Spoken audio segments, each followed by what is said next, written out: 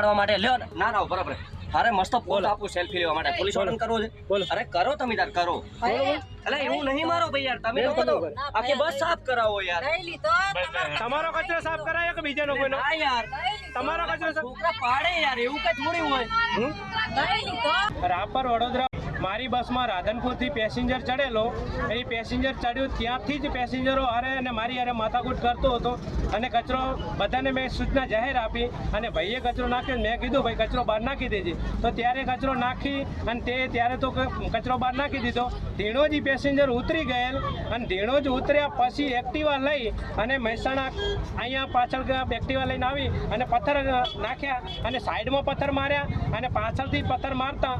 જે બસ છે 63 એ બસના પાછળનો કાચ તૂટી જતા પેસેન્જરને થોડા ઘણો કાચ લાગેલ છે અને કાચ પણ તૂટી ગયેલ છે